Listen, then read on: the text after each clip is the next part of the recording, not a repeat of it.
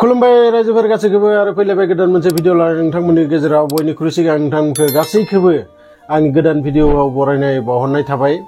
दिनै जों ओरैबायदि सासे हिन्जावनि बाथ्रा रायज्लायगोन जाय हिन्जावा 20 जननिख्रुइबो बांसिन सेंग्राफोरखौ माने फासायोमोन आरो फासायनानै बिसोरनिफ्राय गोबां रां माने ब्लेकमेल खालामनानै लांदोंमोन आरो लास्टआव मानसिफोरा बुङोना जेरै 100टा मोसौ जाबाथाय मोसायाबो सानसे फान्दौ नाङो होननानै। सासे जोबोद समायना हिन्जाव जायनि न'आ दिल्लीयावमोन। हिन्जाव माने सिख्ला प्राय 22-23 एजनि जागौमोन आरो जोबोद समायना। आरो गोदोनि बोराय बुरैफोरा बुंनाय बायदिनो जिखुनु समायना बुस्थुआ खोब लेथ्रा बारि बा बिनाव मोनसे गाज्रि माबा थाथारो होननानै। जेरै जोङो पदम बिबारफोरखौ माबोरै हाब्रुफोरावसो बारो, जेरै जोंनि गलाब बिबाराव पुरा सु थाजोबो, थिग बिदिनो बै हिन्जावाबो जेरैनो समायना ओरैनो बिनाव बिराद गाज्रि सभाब मोनसे दंमोन आरो बे जाबाय थाखानि लोभ। आरो बियो फेसबुकाव माने एकाउन्ट मोनसे खुलिनानै बेयाव फेसबुकाव सुबुंफोरखौ नागिरो, बेयाव धोनि धोनि आरो बिसोर कन्टेक्टफोरखौ नागिरनानै बिदिनो बिसोरो रायज्लायलायो आरो रायज्लायनानै बिसोरो दिल्लीयाव बा बै हौवानि जायगायाव थाङा, बिसोरो गुबुन स्टेटआव थांनानै माने साननै सानथाम हटेलाव थाहैयो हाबा जागोन होननानै। आरो बिनि उनाव बै हटेलाव थाहैनायनि उनाव बे हिन्जावा माने फिसा सिक्रेट केमेरा मोनसे लाखिदोंमोन आरो बे केमेराजों गासै बिसोरनि माबाफोरखौ रेकर्डिं खालामनानै बियो माने ब्लेकमेल खालामो जे नों जुदि आंनो एसां लाख होआबाथाय आं नोंखौ माने पुलिसनाव FIR होगोन, नों आंखौ माने रेप खालामनो गिदों होननानै। आरो जायबाबो बे मोनसे दुनियाव बुहुत केस दोङो, नाथाय बे मोनसे केसखौ आरो बे मोनसे बदनामखौ जायबाबो गिखायो। आरो बिनिखायनो गोबां सेंग्राफोरानो बिनो माने मानोना बियो सिगांनो धोनि सेंग्राफोरखौसो पटायोमोन नालाय, बिनिखायनो बिसोरो जि एसे एला रां बियो बेखौ होनो थाखाय माने जेबो माबा खालामामोन, होनानै बे केसखौ बेयावनो माडमेट खालामना दोनोमोन। नाथाय बिदिनो थाङै थुङै सानसेखालि ओरैबायदि जायो, सानै लोगो सानैबो माने बिजनेस मावो आरो बै सिख्लाया बै सानै लोगोनि सासेजों सिगांनो माने बिदि थाजाबनानै बेखौ ब्लेकमेल खालामखांबायानो।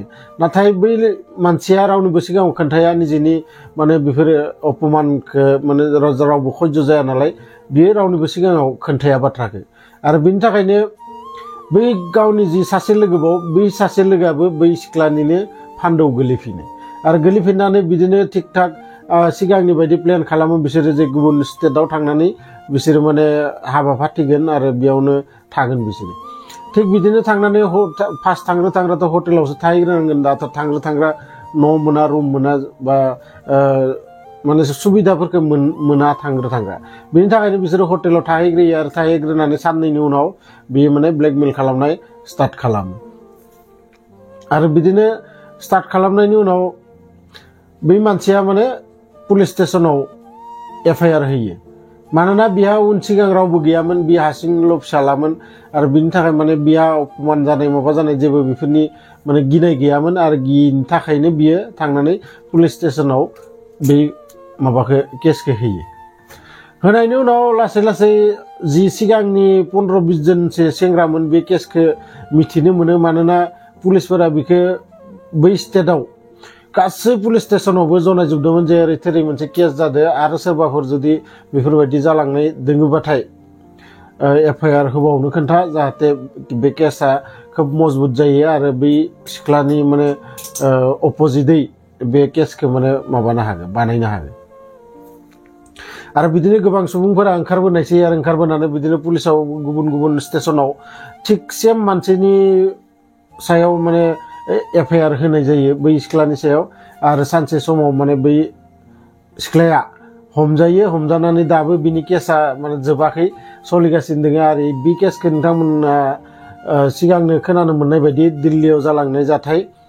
आरो जाय सेंग्राया फार्स्ट माने बै केसखौ होदोंमोन बे जाबाय UPनिमोन।